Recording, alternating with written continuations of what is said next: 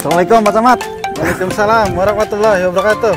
Ini hampir setengah 6 loh Pak Camat. Iya, siap. Habis dari mana? Ini ada di pinggir jalan kereta loh. Iya, jalan kereta. Ini wilayahnya masuk ke wilayah Desa Bunder, Desa Bunder. Kecamatan Widasari. Nah, ini titik masuk titik istimewa. Oh, titik istimewa. Iya. Apa istimewanya? Istimewanya sebenarnya masyarakat lokal lebih mengenal Desa Bunder itu dengan sebutan Jimpret. Nah, betul. Lebih terkenal jimpretnya. Jimpretnya daripada. Tapi secara administratif namanya Desa Bunder, dan titik ini adalah titik tertua desa. Awal mula Desa Bunder itu di sini. Cikal bakalnya di sini. Cikal bakalnya di sini. Saya baru Makanya tahu wilayah ini namanya wilayah Bunder Kolot. Bunder Kolot. Bunder Kolot. Jadi Bunder yang tua. Jadi awalnya Desa Bunder itu di sini, kemudian bergeser ke sana yang biasa disebut Jimpret. Nah, tapi titik awalnya di sini, yang paling tuanya di sini. Nah, Pak Camat ini ngomong-ngomong saya lihat tadi ya, ini kan keliling-keliling sawah gitu. Kemarin dulu di awal tahun itu kita sempat ketemu gitu kan. Persiapan musim tanam kita udah bahas kan. Nah, sekarang sudah tanam, malah sudah panen nih. Di wilayah Widasari. Alhamdulillah di musim tanam kali ini ya gadu kali ini kondisi tanaman secara umum sangat bagus dan sudah ada yang dipanen sebagian, hasilnya sangat memuaskan. Dari luasan lahan sawah yang ada di Kecamatan Widasari itu ada kurang lebih 3.000 hektar itu sudah ada sekitar 30% yang sudah dipanen. Wah, 30% sudah panen. Rata-rata berapa Pak per hektar? Kemarin sudah yang panen itu dilakukan ubinan. Per hektarnya gabah kering pungut itu sampai 13,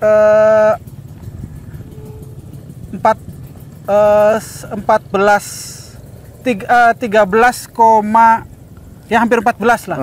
Hampir 14 kuintal. Berarti berapa ton ya? Iya, 1, sekian ton, 1, sekian ton lah. Iya, segitu. Jadi ini hasil yang memuaskan, sangat bagus. Di mana biasanya hasil umum itu hanya 7 sampai maksimal 8. Tapi capaian musim panen sekarang sampai dengan 13, yang hampir 14. Nah, ini kan Widasari ada di daerah irigasi 1 ya, kategori 1 Pak Camat ya. Betul ya, seperti itu ya. 1 apa 2? 2. Masuknya. Masuk 2 ya, bukan 1 ya. 2, iya. Nah, ini kan luar biasa sekali. Ada juga program padi organik. Iya, itu betul. kan Indramayu jadi percontohan, Widasari juga jadi percontohan. Kemudian juga ada program IMAKO, pertanian modern berbasis petani milenial dan korporasi. Nah, seperti apa perjalanannya Pak Camat? Jadi alhamdulillah Kecamatan Widasari ini dibantu ada 2 program. Satu pertanian berbasis organik. Ada 1.000 hektar yang menggunakan padi organik dengan pupuk organik.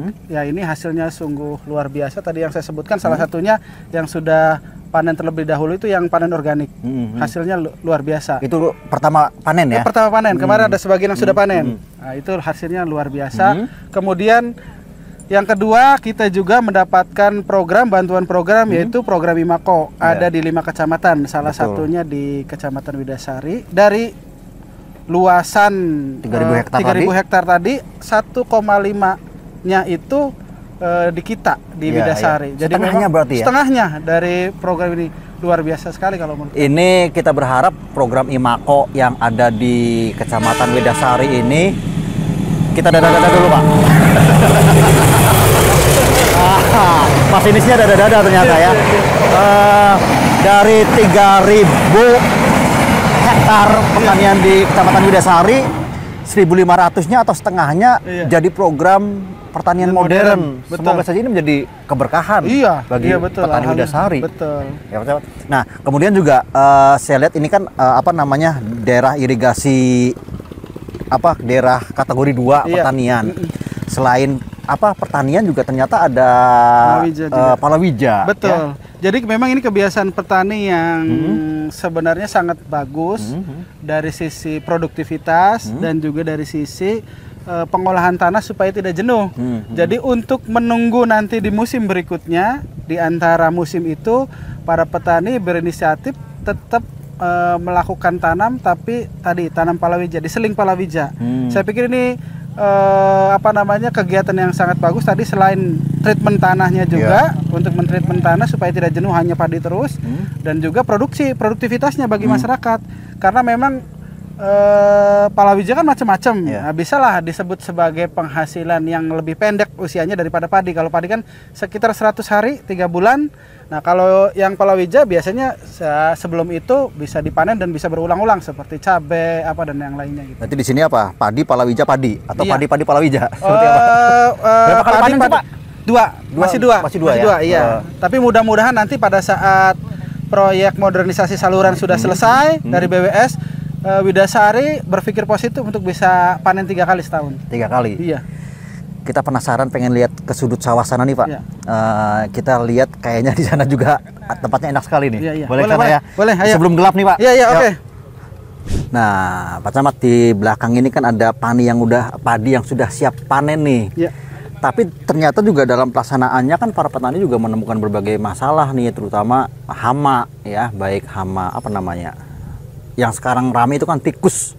Sampai ada pemasangan listrik, setrum listrik yang berakibat itulah gitu kan. Seperti apa kendala yang dihadapi? Jadi memang kendala terbesar yang dihadapi dan dikeluhkan oleh para petani pada saat melaksanakan musim tanam 2 ini adalah hama tikus. Hama tikus ya. Memang betul. sudah banyak upaya-upaya yang dilakukan oleh petani yang dilakukan, dan dari dari informasi sekitar kemudian dilakukan, dari mulai meracun, kemudian di kompor, di asap ya. Kemudian dengan segala macam, gropiokan dan segala macam, sampai pada akhirnya ada juga yang menggunakan listrik atau strum. Nah, ini kami juga tetap dengan teman-teman dari kepolisian menghimbau, karena sudah ada kejadian pernah kena ke manusia.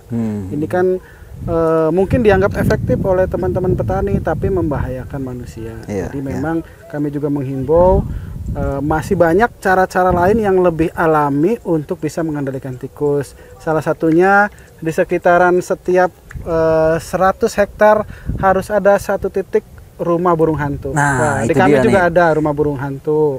Kemudian ada upaya-upaya lain, misalkan kalau bentuknya ada ular sawah, harusnya jangan dimatikan, jangan dibuang. Kedua, ya mengurangi penggunaan pestisida, karena ini juga secara nyata bahwa mengganggu bahkan menghilangkan predator alami dari tikus. Betul.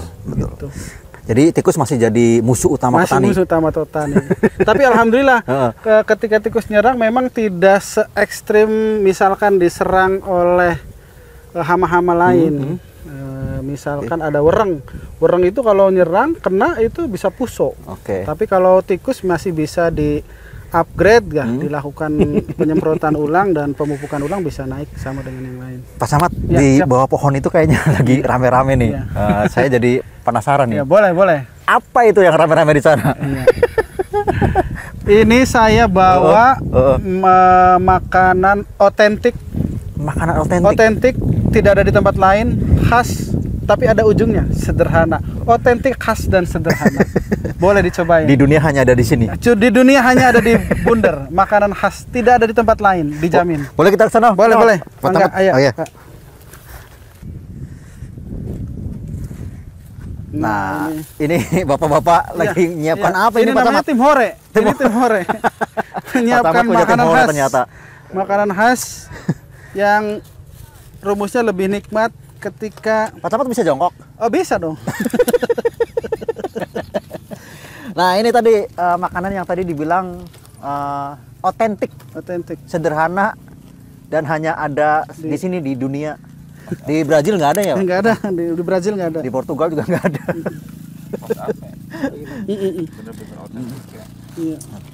Namanya apa, Pak Camat? Ini namanya bongko. Masyarakat lokal menyebutnya bongko. Mungkin secara nasional sebutannya lontong. Iya, jadi ini bongko itu lontong. Nah, lebih terkenal di sini namanya bongko rajong. Bongko rajong itu bukan nama makanannya. Nama makanannya bongko atau lontong. Rajong itu nama penjualnya, namanya Ibu Rajong. Oh, ini lontong seperti biasa ya atau bongko? Iya, bongko. Kemudian dikasih sambal, bumbu. Iya, bumbu. Ya, sausnya. Atau kuah. Kuahnya. Ini kuah. Kayak kuah kacang. Ya, kuah kacang memang. Kuah kacang ya? Kuah kacang. Kuah kacang. Nah, ini dia bongko rajong. Bongko dicampur dengan kuah. Ini kayak bumbu sate kayak gitu lah. Iya. Ya. Seperti bumbu sate atau bumbu. Ayo Pak, makan. Makan. Nah, Sobat Uskominfo, karena situasi juga sudah semakin gelap dan kita juga ada di bawah pohon asem yang nggak tahu ini pulang ke sananya gelap. Pak Camat, terima kasih siap. Sudah nganter kita belusukan ke berbagai tempat di Kecamatan Widasari. Tapi ini asik banget kita habiskan ya.